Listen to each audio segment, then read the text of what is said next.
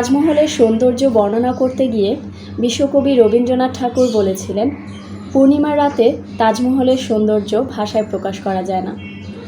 এ যেন কালের কপোলতলে এক বিন্দু নয়নের জল। আগ্রায় যমুনা নদীর তীরে মুঘল সম্রাট শাহজাহানের এই সৌধটি, এই অসামান্য সুন্দর এই মহলটি তৈরি করা হয়েছিল সপ্তদশ শতাব্দীতে। মুঘল সম্রাট শাহজাহান তার স্ত্রী মমতাজের মৃত্যুর পর তার স্মৃতিতে নির্মাণ করেছিলেন এই মহলটি। এই সৌধটি তৈরি করা হয়েছিল 1632 খ্রিস্টাব্দে। শাহজাহানের তৃতীয় স্ত্রী মমতাজের সাথে তার বিবাহিত জীবন ছিল প্রায় 19 বছরের। তার এই স্বপ্নটি বাস্তবায়ন করতে তিনি শ্রমিক নিয়োগ করেছিলেন প্রায় 20,000 এবং এই মহলটি নির্মাণ হতে সময় লেগেছিল প্রায় 20 বছর। তাজমহলের সম্পূর্ণ স্থাপনাটি কোনো একক মানুষ দ্বারা করা নয়। সম্রাট পৃথিবীর বিভিন্ন স্থান থেকে নানা গুণী স্থপতিদের আমন্ত্রণ জানিয়েছিলেন। এটা সত্য যে তাজমহলের রং দিনভর পরিবর্তন হতে থাকে।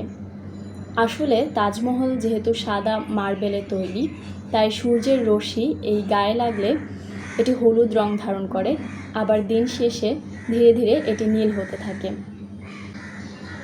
অনেকে কাব্য করে থাকেন এই রং পরিবর্তনটি মমতাজের মৃত্যুর আগে এবং পরে শাহজাহানের মানসিক পরিবর্তনকে বোঝায়।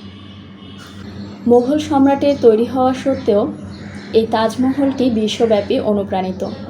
এটি পারস্য, মধ্য এশিয়া ও ইসলামী স্থাপত্যের সমন্বয়ে তৈরি।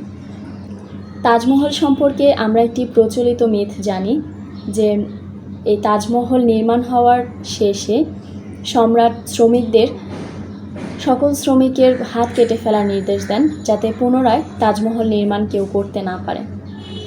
এছাড়া আরেকটি মিথ রয়েছে এরকম যে তাজমহল এর পেছনেই সম্রাট আরেকটি কালো মার্বেলের একটি তাজমহল তৈরি করতে চেয়েছিলেন, কিন্তু ক্ষমতাচ্যুত হওয়ার কারণে আর সেটা বাস্তবায়ন করতে পারেননি। সম্রাট শাহজাহান যমুনা নদীতে বসে তার এই স্বপ্নের সমাধিটি দেখতেন। তবে শাহজাহানের শেষ জীবন সুখের ছিল না। তিনি তার নিজের পুত্র আওরঙ্গজেব কর্তৃক গৃহবন্দী হয়ে কাটান এবং তার মৃত্যুর পর মমতাজের পাশেই তার কবর দেওয়া হয়।